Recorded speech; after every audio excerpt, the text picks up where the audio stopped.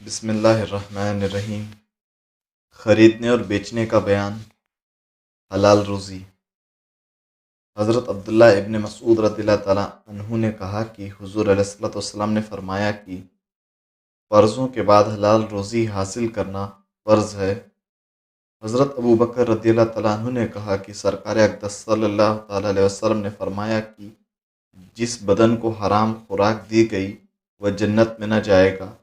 حضرت ابو ہریرہ رضی اللہ تعالیٰ عنہ نے کہا کہ رسول کریم صلی اللہ تعالیٰ علیہ وسلم نے فرمایا کہ لوگوں پر ایک زمانہ ایسا بھی آئے گا جب کہ کوئی اس بات کی پرواہ نہ کرے گا کہ اس نے جو مال حاصل کیا وہ حلال ہے یا حرام۔ کچھ ضروری مسئلے۔ چکی والے گیہوں وغیرہ پیسنے کے بعد فی کلو 30-40 گرام آٹا زرتی کہہ کر نکال لیتے ہیں۔ یہ ناجائز و حرام ہے، اس لیے کہ اتنا زیادہ آٹا نہیں چلتا۔ ثبوت یہ ہے کہ چکی والے کے پاس 10-5 کلو آٹا ہر دن بچ جاتا ہے، اور اگر چکی والے کچھ پیسہ اور اپنے پسے ہوئے میں کچھ آٹا مزدوری ٹھہرا دیں تو یہ بھی ناجائز ہے۔ بہار شریعت جلد 14 صفحہ 141 میں ہے کہ مزدوری پر کام کرایا اور یہ طے پایا کہ اسی میں اتنا تم مزدوری لے لینا، یہ ناجائز ہے۔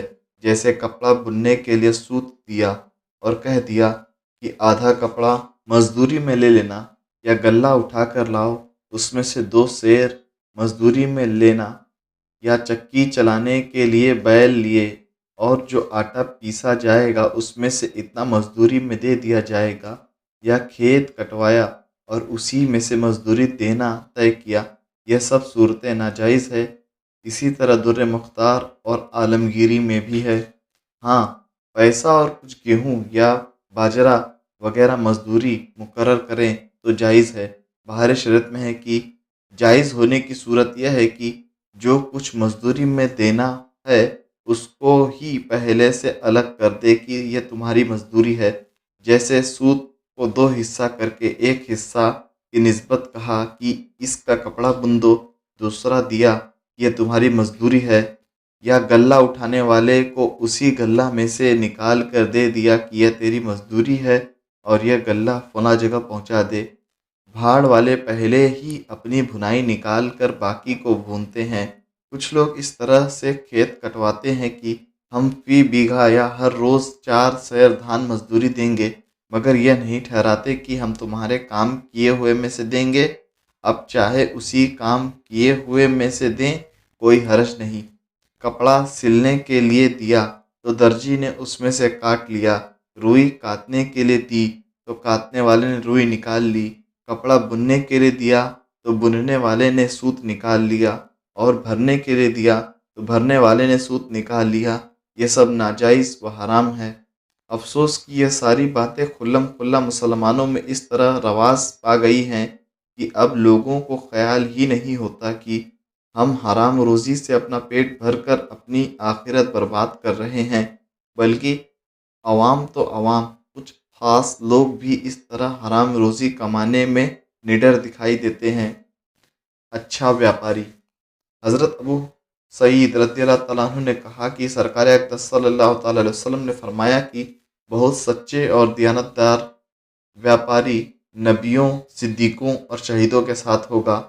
حضرت عبید ابن رفع رضی اللہ تعالیٰ عنہ اپنے باپ سے روایت کرتے ہیں کہ حضور علیہ الصلوۃ والسلام نے فرمایا کہ قیامت کے دن غلط بیاپاری کا ہاتھ نافرمانوں کے ساتھ ہوگا، مگر جو بیاپاری خدا تعالیٰ سے ڈرتے ہوئے حرام سے بچے، جھوٹی قسم نہ کھائے اور سچ بولے تو اس کا ہاتھ فاجروں کے ساتھ نہیں ہوگا۔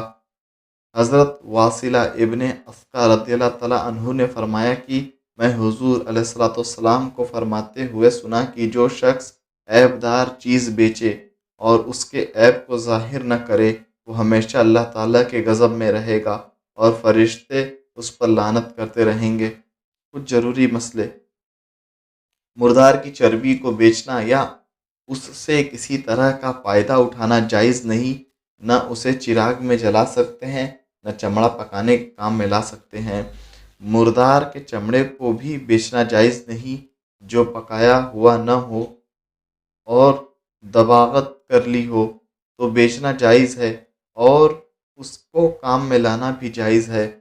دباغت کی 3 صورتیں ہیں: کھارے نمک وغیرہ کسی دوا سے پکایا جائے یا صرف دھوپ یا ہوا میں سکھا لیا جائے کہ سارا پانی سوکھ کر بدبو جاتی رہے۔ ہندوستان کے کافر حربی ہیں اور کافر حربی کے ہاتھ مردار کی چربی اور چمڑا بیچنا جائز ہے۔ کچھ لوگ گائے بکری بٹائی پر دیتے ہیں کہ جتنے بچے پیدا ہوں گے دونوں آدھا آدھا لے لیں گے۔ یہ ناجائز ہے۔ بچے اسی کے ہیں جس کی گائے اور بکری ہے، دوسرے کو صرف اس کے کام کی واجب مزدوری ملے گی۔ کسی کو مرغی دی کہ جتنے انڈے دے گی دونوں آدھا آدھا بانٹ لیں گے، یہ بھی ناجائز ہے۔ انڈے اسی کے ہیں جس کی مرغی ہے۔ کسی چیز کی قیمت زیادہ مانگنا، پھر اس سے کم مانگنا، پھر اس سے کم پر دے دینا جائز ہے، یہ جھوٹ میں داخل نہیں ہے۔ تالابوں اور جھیلوں پر مچھلیوں کے شکار کے لیے ٹھیکہ دینا، جیسا کہ ہندوستان میں رائج ہے، ناجائز ہے۔ سود کا بیان۔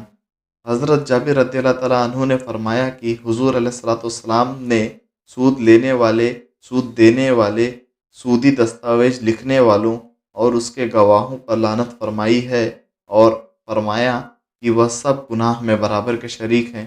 حضرت عبداللہ ابن حنظلہ غسیل الملائکہ رضی اللہ تعالیٰ عنہ نے کہا کہ حضور علیہ الصلوۃ والسلام نے فرمایا کہ سود کا 1 درہم جس کو آدمی جان بوجھ کر کھائے اس کا گناہ 36 بار زنا کرنے سے زیادہ ہے۔ حضرت ابو ہریرہ رضی اللہ تعالیٰ عنہ نے کہا کہ رسول کریم صلی اللہ علیہ وسلم نے فرمایا کہ سود کا گناہ ایسا 70 گناہوں کے برابر ہے، جن میں سب سے کم درجہ گناہ یہ ہے کہ مرد اپنی ماں سے زنا کرے۔ حضرت انس رضی اللہ تعالیٰ عنہ نے کہا کہ حضور علیہ الصلوۃ والسلام نے فرمایا کہ جو شخص کسی کو قرض دے اور پھر قرض لینے والا اس کے پاس کوئی ہدیہ اور تحفہ بھیجے یا سواری کے لیے کوئی جانور پیش کرے تو اس سواری پر سوار نہ ہو اور اس کا ہدیہ اور تحفہ قبول نہ کرے، البتہ قرض دینے سے پہلے آپس میں اس طرح کا معاملہ ہوتا رہا ہو تو کوئی حرج نہیں۔ حضرت شیخ عبدالحق محدث دہلوی بخاری رحمۃ اللہ علیہ اس حدیث شریف کی شرح میں لکھتے ہیں کہ ہر قرض کی جس سے فائدہ حاصل ہو سود ہے۔ کچھ ضروری مسئلے۔ سود حرام قطعی ہے، اس کے حرام ہونے کا انکار کرنے والا کافر، حرام سمجھ کر سود لینے والا فاسق، اس کی گواہی نہیں مانی جائے گی۔